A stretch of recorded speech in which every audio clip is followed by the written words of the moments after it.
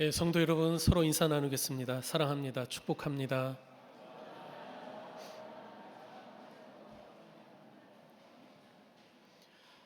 이 시간에 우리 주님의 크신 은혜가 여러분 모두에게 가득하시기를 축원합니다.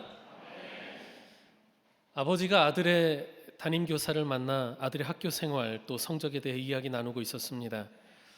아버지가 아들의 성적에 대해서 이것저것 묻는 그 아버지에게 선생님이 아버지가 성적을 자꾸 묻자 선생님이 되물었습니다. 죄송하지만 아버님은 학창 시절 학업 성적이 좋으셨나요? 아버지가 머리를 극적이며 대답했습니다.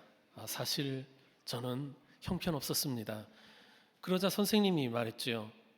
아버님, 역사는 되풀이되는 것입니다. 우리가 흔히 역사를 공부해야 하는 이유를 이야기할 때에 역사의 교훈을 얻어서 오늘을 잘 살기 위해서라고 하지 않습니까? 오는 목요일이 광복절이죠. 다시는 외세의 침략과 또 식민 지배와 같은 정말 참혹하고 고통스러운 역사를 되풀이하지 않기 위해서라도 우리는 역사를 바르게 배우고 그 역사를 통해 교훈을 얻어야 합니다.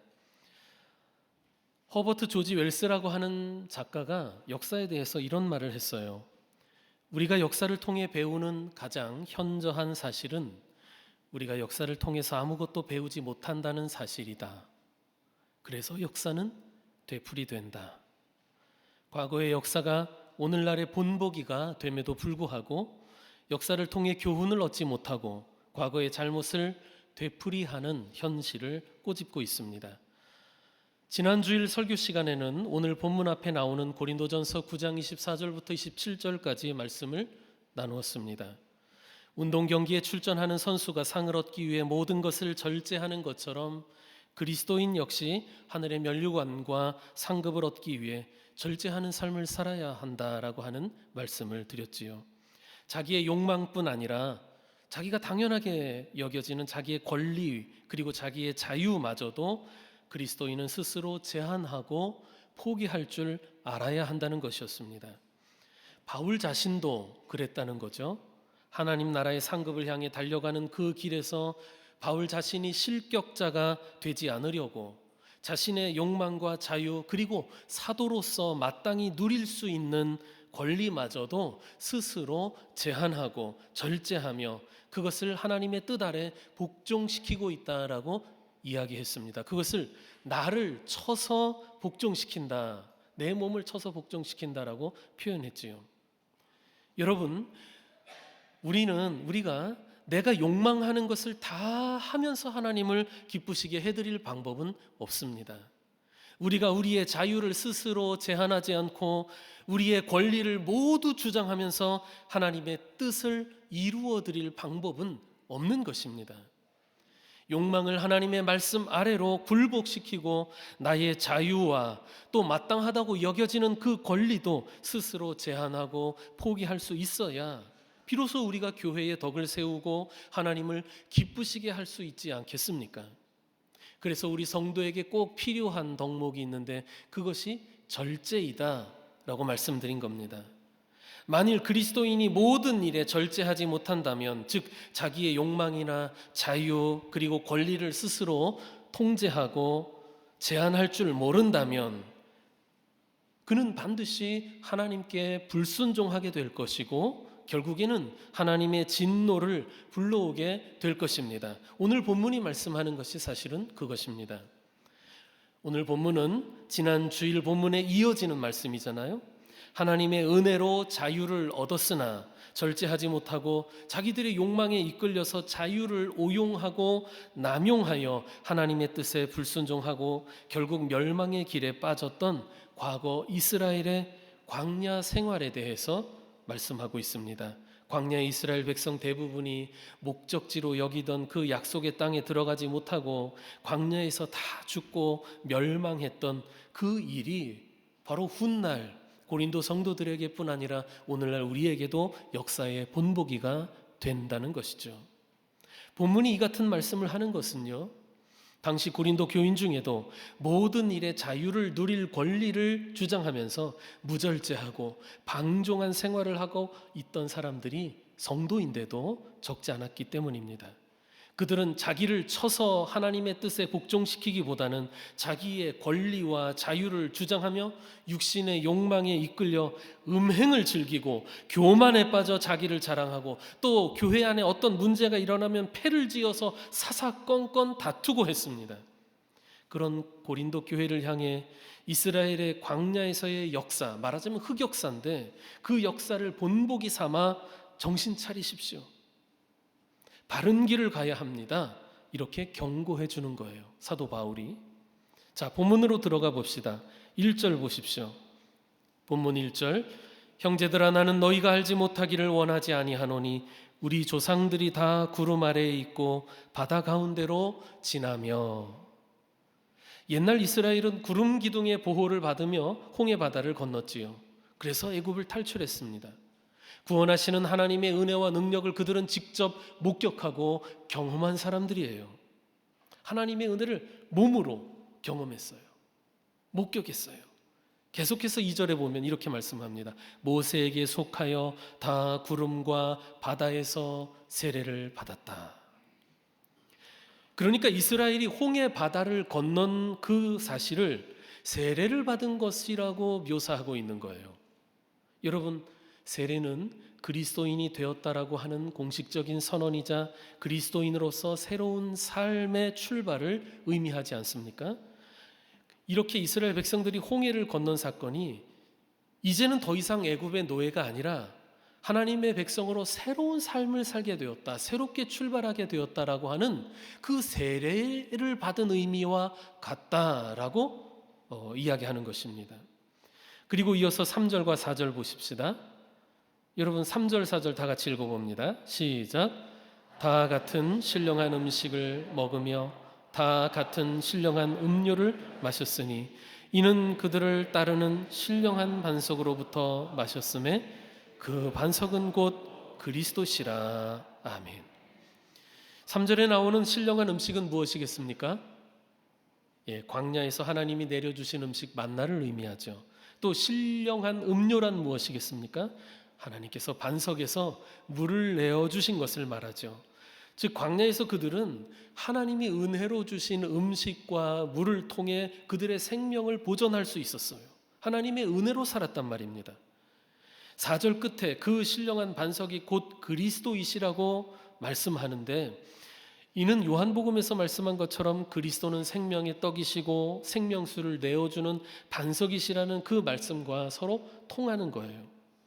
자, 보십시다. 본문 2절에서 홍해를 건넌 사건이 하나님의 백성으로 새롭게 출발하는 세례를 상징한다고 한다면 3절과 4절에서 만나와 반석의 물은 새로운 생명을 주시는 그리스도의 몸과 피를 상징하기 때문에 성만찬 의식을 의미한다 하겠습니다.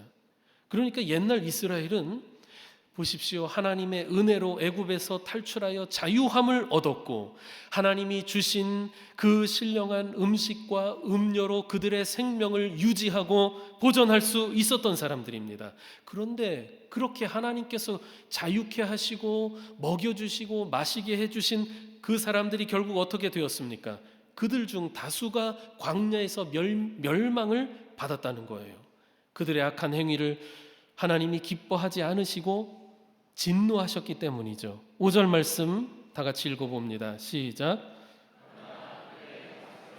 하나님이 기뻐하지 아니하셨으므로 그들이 광야에서 멸망을 받았느니라. 그래요. 하나님이 은혜로 구원해 주시고 은혜로 광야에서 먹여주셨는데 그들이 왜 그 광야에서 다 멸망을 당했느냐? 대다수가 그 광야에서 심판을 받았느냐? 바로 하나님이 기뻐하시지 않은 악한 행위들을 일삼았기 때문인데 이스라엘의 이와 같은 역사를 본보기로 삼아야 한다는 거예요. 자유를 주장하고 영적인 체험과 지식을 자랑하며 무절제하고 방종한 생활에 빠져있는 고린도 교인들이 이 같은 본보기를 통해서 깨달아야 한다는 거죠. 지금 너희들도 그렇게 될 수 있다라고 말이죠. 옛날 이스라엘의 경우를 본보기로 삼아 자만하지 말고 겸손하게 자기의 행위를 돌아보아야 합니다. 옛날 악을 행하여 멸망의 길로 미끄러졌던 이스라엘의 그 전철을 밟지 말아야 한다는 거죠. 본문 11절 말씀 읽어보겠습니다. 11절 시작. 그들에게 일어난 이런 일은 본보기가 되고 또한 말세를 만난 우리를 깨우치기 위하여 기록되었느니라. 아멘. 옛 이스라엘이 광야에서 보였던 이런 악한 행실들, 그리고 그들이 멸망했던 이 사실, 성경에 기록하고 있는 이유가 뭡니까? 이후에 모든 성도들이 그들의 행위를 본보기로 삼아 깨우치기 위해서라고 말씀하는 거예요. 지난 역사는 현재 우리에게 본보기가 된다는 거죠. 그래서 역사를 거울 삼으라는 것 아니겠습니까? 거울이 우리의 모습을 되비춰주던 것처럼 과거의 역사는 우리의 현재를 비추어 볼 수 있게 해줍니다.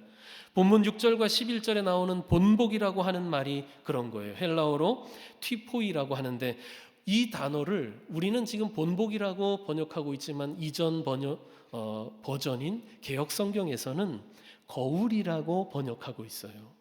여러분, 오늘 교회 오기 전에 거울 몇 번이나 보셨나요? 거울 다 보고 오셨죠? 우리는 하루에도 여러 차례 거울을 들여다봅니다. 왜 그럴까요? 우리 자신의 모습에서 흐트러진 게 없나, 잘못된 모습이 없나 확인하고 고치려고 그러는 거죠. 역사가 그렇다는 거예요. 우리에게 거울이 됩니다. 이스라엘 백성의 광야에서의 역사가 바울 당시 고린도 성도들에게, 그리고 오늘날 우리 성도들에게 그렇게 하면 안 된다라고 하는 본보기, 거울이 되는 거예요. 그러면 구체적으로 그들의 어떤 행위가 본보기가 되고 있습니까? 오늘 본문에서 바울은 4가지 그 사건을 예로 들어서 이야기하고 있습니다. 첫 번째는 우상 숭배에 관한 것입니다. 여러분 7절 말씀 다 같이 읽어보겠습니다. 7절 시작. 어떤 사람들과 같이 너희는 우상 숭배하는 자가 되지 말라. 기록된 바 백성이 앉아서 먹고 마시며 일어나서 뛰논다 함과 같으니라. 아멘. 출애굽기 32장에 보면 하나님의 율법을 받으러 신의 산에 모세가 올라갔는데 오랫동안 내려오지 않자 산 아래에 있는 이스라엘 백성들이 아론을 막 채근해서 금송아지 우상을 만들고 우상을 숭배하며 축제를 벌이게 되는데, 이들이 누굽니까? 하나님과 언약을 맺어서 모든 우상을 버리고 하나님만 섬기겠다고 약속한 언약 백성 아닙니까? 그 약속을 했던 때가 얼마 지나지도 않아서 일어난 사건이에요. 하나님께서 진노하셨죠? 그 일로 인해 백성들 3,000명이 벌을 받아 죽게 됩니다. 그런데 바울 당시 고린도 역시 그렇습니다. 고린도 역시 우상의 도시로 유명했거든요. 우상 숭배는 고린도 시민의 삶에 아주 깊이 뿌리 내리고 있었습니다. 그런 고린도 시민들 중에 복음을 받아들인 사람들이 이제 고린도 교회의 성도들이 된 거예요. 그러니까 얼마 전까지도 우상 숭배에 젖어서 살고 있던 그 사람들인 거죠. 그런데 우상을 섬기던 이전 생활 습관을 고린도 성도가 된 후에도 버리지 못하고 있다는 게 문제예요. 옛 생활을 벗어나지 못하는 것. 그들 중에는 자기는 마음에 거리낌이 없고 자유롭다고 하면서 우상 신전에서 벌어지는 축제, 그들이 이전에 자유롭게 드나들던 그 우상의 축제에 참여해서 우상 숭배자들과 함께 먹고 마시고 즐기고 또 우상 숭배 행위까지도 함께하는 그런 사람들이 있었단 말이죠. 그들은 그들이 배운 그리스도인의 자유에 대해서 착각하고 있는 거예요. 오해하고 있었습니다. 그 자유가 마치 무한대로 허용되는 것처럼 생각하고 우상 숭배 행위까지도 나는 내 자신이 거리낌 없으면, 내가 거리낌 없으면 해도 된다, 그렇게 여겼던 거예요. 바울 사도는 그와 같은 행위가 옛날 이스라엘 백성이 광야에서 빠졌던 그 금송아지 우상 숭배와 같다고 지적하면서 경고하는 것입니다. 우상에게 드려졌던 제물이 그 당시에는 시장에 나와서 그것을 사 먹곤 하지 않습니까? 그 문제가 고린도 교회 안에도 있었는데, 그 우상 제물을 사 먹는 문제 자체는 죄를 논할 것이 아니지만 자기 자신이 우상 숭배 그 축제에 참여해서 우상을 숭배하고 그 안에서 먹고 마시고 우상 숭배자들과 하나가 되어서 그렇게 하는 것, 하나님의 진노를 면할 수 없는 짓이다 라고 바울은 경고하는 겁니다. 옛날 출애굽해서 금송아지를 섬겼던 그 일을 떠올리라는 거예요. 오늘날도 그렇죠? 스스로 자유를 주장하면서 절제하지 못하고 내 자유인데 혹은 내 권리인데 이렇게 주장하면서 무엇이나 해도 되는 것처럼 여기다가는 우상 숭배와 같은 죄에 빠질 수 있고 멸망의 길로 떨어질 수 있으니 조심하고 절제하라는 거예요. 두 번째 이야기는 민수기 25장에 나오는 음행에 관한 일입니다. 본문 8절 말씀 다 같이 읽어봅시다. 8절 시작.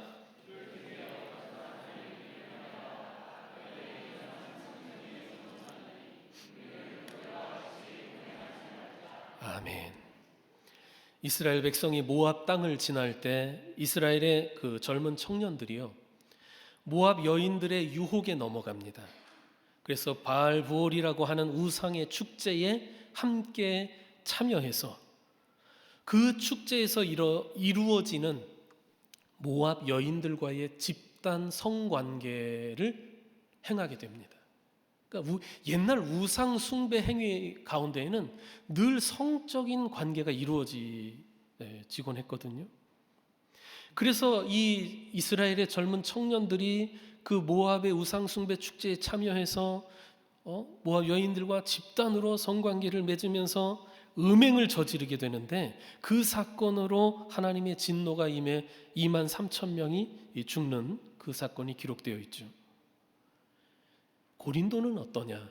바울 당시 고린도에도 아프로디테 여신을 섬기는 큰 신전이 있었고 헬라의 여느 신전처럼 그 아프로디테 신전에도 많은 매춘 행위를 하기 위한 사제들이 고용되어 있었습니다. 흔히 성창이라고 하죠. 사제인데 사실은 매춘 행위를 하는 거예요. 특히 고린도는 신전에서의 이런 종교적인 매춘 행위가 아주 성행했던 도시였습니다. 그러니까 이런 고린도에서 자라고 살아온 사람들에게는 그런 매춘 행위나 음행이나 뭐 그런 것들이 아주 익숙하고 낯설지 않은 것이었어요. 문제는 이들 중에 복음을 받아들이고 나서도 그런 음행의 습관을 버리지 못한 고린도 교인들이 있었다는 거예요. 우상의 신전을 찾아가서 매춘을 하고 또 음행을 즐기면서 문제의식이 없는 교인들이 있었습니다.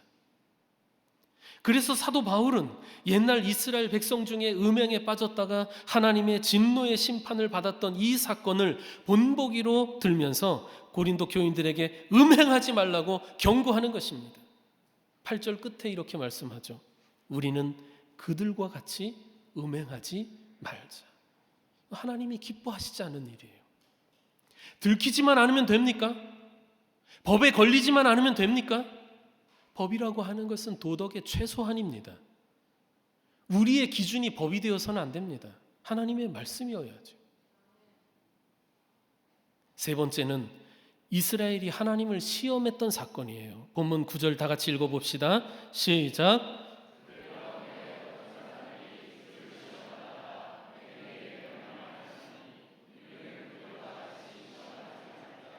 이 사건은 민수기 21장에 나오는 사건인데요. 이스라엘 백성들이 하나님의 인도하심에도 불구하고 하나님이 인도하시는 그 길이 너무 불편하고 힘들고 괴로우니까 자기들 마음에 들지 않아서 하나님과 모세를 향해 불평하고 대들었단 말이죠.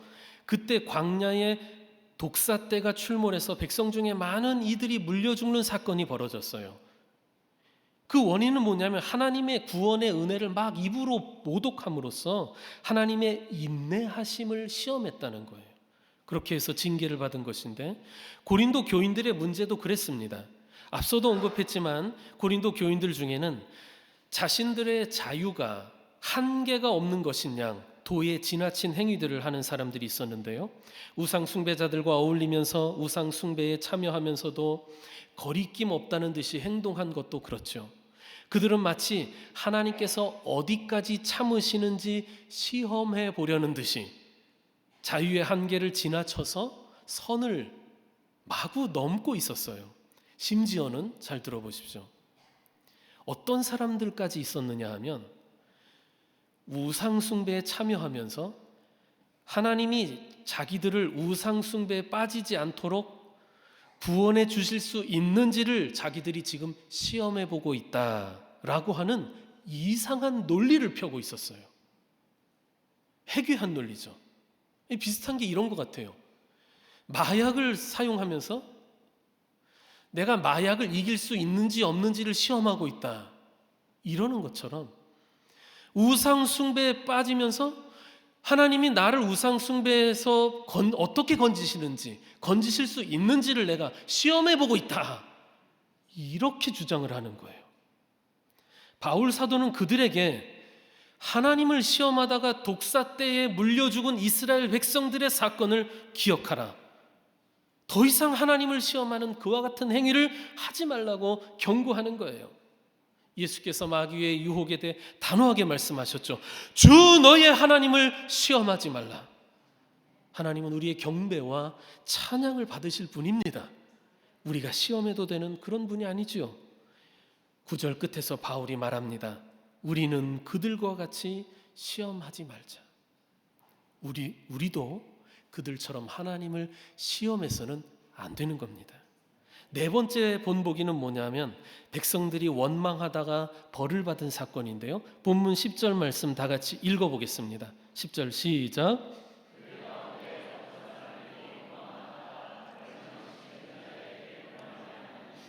너희는 그들과 같이 원망하지 말라. 사실 이스라엘의 광야 생활은 원망과 불평의 연속이었다고 해도 과언이 아니었습니다. 사사건건 하나님과 모세를 향해 원망과 불평의 독설을 쏟아내곤 했지요. 조금만 불평해도 원망, 마음에 안 들고 자기 기분에 내키지 않아서 원망, 늘 원망과 불평을 입에 달고 사는 사람들이었어요. 그런데 결정적인 사건이 언제 일어나냐 하면 광야를 지나서 곧바로 가나안 땅으로 들어가지 못하고 40년 동안 광야에서 방황하게 되는 벌을 받는 사건이 일어나게 되는데, 여러분, 가나안 땅을 정탐하고 돌아온 12명의 정탐꾼이 보고할 때였습니다. 여호수아와 갈렙의 그 신앙적인 보고는 무시하고 사람들이 10명의 그 불신앙적인 보고를 받아들이죠. 그들과 마음이 같았기 때문에 그래요. 백성들이 난리가 납니다.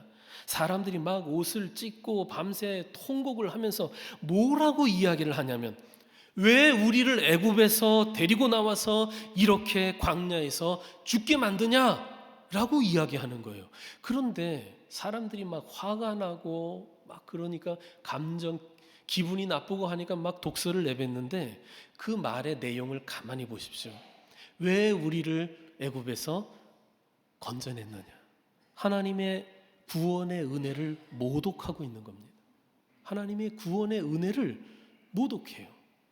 그러면서 하는 말이, 우리를 왜 여기서 죽게 하느냐라고 했을 때 하나님께서 그들에게 어떤 벌을 내리십니까? 40년 동안 광야에서 방황하다가 너희들이 한 말 그대로 되게 해주겠다. 광야에서 죽게 하신다는 거예요. 그래서 다 그들이 광야에서 시체가 되지 않습니까? 그런데 고린도 교인들 중에도 사도가 가르쳐주는 복음의 진리에 대해 불평하고 원망하는 사람들이 있었어요. 특별히 우상 제사에 참여하지 말라, 음행하지 말라. 일전에 편지를 통해서 사도 바울이 이 고린도전서 이전에도 편지를 보낸 적이 있었어요. 바른 길을 가르쳐 주는데도 자기들 마음대로 하지 못한다는 것 때문에 왜 자기들의 자유를 막느냐, 왜 이래라 저래라 간섭하느냐 원망했습니다. 바울은 그들을 향해 옛날 이스라엘 백성들이 하나님께 원망하다가 약속의 땅에 들어가지 못한 일을 본보기로 들고 있는 거예요. 10절 끝에 말씀하죠. 너희는 그들과 같이 원망하지 말라. 하나님의 구원하심을 모독하지 말라. 이렇게 바울은 옛날 이스라엘 백성의 그 역사를 본보기로 이야기해 주면서 고린도 교인들에게 말씀하는 거예요. 너희는 그들과 같이 우상 숭배하는 자가 되지 말라. 너희는 그들과 같이 음행하지 말라. 너희는 그들과 같이 하나님을 시험하지 말라. 너희는 그들과 같이 원망하지 말라. 안타깝게도 역사는 반복됩니다. 고린도 교인들이 그러고 있는 거예요. 역사를 본보기 삼아 교훈을 얻고 깨닫고 고쳐야 하는데 그게 쉽지 않은 거예요. 성도 여러분, 성도된 우리는 이 성경이 증언하는 역사의 본보기를 통해서 반드시 교훈을 얻고 잘못된 역사를 반복하지 말아야 합니다. 그렇지 않으면 과거 그들이 갔던 그 길을 오늘 우리도 가게 될 수 있어요. 그들과 같이 우상 숭배하는 사람이 되면, 그들과 같이 음행하는 자가 되면, 그들과 같이 하나님을 시험하면, 그들과 같이 하나님께 불평과 원망을 쏟아놓으면, 그들이 했던 것처럼 하면 그들이 가는 길로 가게 될 것이다. 이것이 역사의 본보기입니다. 이스라엘 백성의 광야 생활은 고린도 교인들뿐만 아니라 오늘날 우리 기독교인들에게도 본보기가 됩니다. 하나님이 기뻐하지 않으시는 일을 마치 자기의 자유나 권리라도 되는 것처럼 행하다가는 무서운 결과를 초래할 수 있음을 우리는 알아야 됩니다. 우리는 고린도의 어떤 교인들처럼 자기는 신령하다는 자만에 빠지지 말아야 하고, 그들처럼 무엇이든지 해도 되는 자유로운 존재라고 하는 착각에 빠지지 말아야 합니다. 그들처럼 넘어지지 않도록 늘 조심해야 합니다. 바울 사도가 12절에서 경고하고 있죠. 그런즉 선줄로 생각하는 자는 넘어질까 조심하라. 이렇게 무서운 경고의 말씀을 하고 있는 거예요. 그러나 13절에 끝으로 위로의 말씀으로 마무리를 하게 되는데요. 이렇게 우리가 사도 바울이 경고한 것처럼 우리가 우상 숭배에 빠지지 않고 음행을 하지 않고 하나님을 시험하지 않고 우리의 입술로 원망과 불평의 독설을 내뱉지 않고 우리 스스로를 절제하며 내 자유와 권리를 스스로 제한해가며 하나님의 뜻 아래 복종시켜가며 그렇게 순종하는 삶을 산다는 것이 쉽지 않아요. 쉽지 않아요. 어떤 때는 정말 어렵다고 힘겹다고 느껴질 수 있을 것입니다. 그러나 염려하지 말라는 거예요. 하나님은 우리가 감당할 시험밖에는 주시지 않는 분이다. 즉 우리는 늘 그것을 이겨낼 수 있다. 그거예요. 13절 다 같이 함께 읽어봅시다. 시작. 감당할 시험 밖에는 너희가 당한 것이 없나니 오직 하나님은 미쁘사 너희가 감당하지 못할 시험 당함을 허락하지 아니하시고 시험 당할 즈음에 또한 피할 길을 내사 너희로 능히 감당하게 하시느니라. 옛날 이스라엘 백성들 그리고 바울 당시의 고린도 성도들이 그 시험에 빠져서 우상 숭배에 빠지고 또 음행하고 하나님을 시험하고 원망과 불평으로 하나님이 싫어하시는 일들을 행했던 것, 그것 우리는 이겨낼 수 있다는 거예요. 하나님이 감당할 수 있는 것만 우리 성도들에게 허락하시기 때문이죠. 본문에서 바울 사도는 옛날 하나님의 구원하심과 인도하심을 경험했던 이스라엘이 광야에서 실패했던 사건들을 예로 들면서 고린도 성도들에게 본보기 삼으라고 경고해 주는 말씀이에요. 광야에서 이스라엘은 하나님의 백성이라는 그 신분과 하나님이 베푸신 은혜에도 불구하고 우상 숭배와 음행과 그리고 하나님을 시험하는 일, 원망하는 일, 이와 같이 악하고 교만한 행위를 통해 결국에는 하나님의 진노를 사서 멸망하지 않았느냐 예로 들어주는 거예요. 그런 그들의 역사가 본보기가 됩니다. 성도 여러분, 하나님이 우리를 죄에서 자유하게 하셨습니다. 그러나 그 자유를 우리 욕망을 위해 죄를 범할 자유로 오해해서는 안 됩니다. 하나님의 말씀에 순종하는 자유가 되도록 우리 스스로를 절제할 수 있어야 합니다.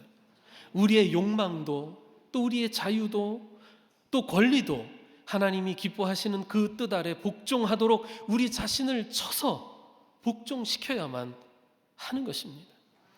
옛날 이스라엘의 광야 역사를 우리도 본보기 삼아서 그들처럼 하지 말고 그들처럼 되지 말아야 합니다. 늘 자신을 돌아보고 고쳐서 우리 자신을 쳐서 복종시켜서 하나님이 기뻐하시는 성도, 하나님이 기뻐하시는 우리 교회가 되어야 하겠습니다.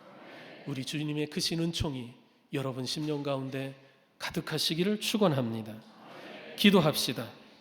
거룩하신 하나님, 성경에 기록된 이스라엘의 역사가 고린도 성도들에게뿐 아니라 오늘날 우리에게도 본보기가 됩니다.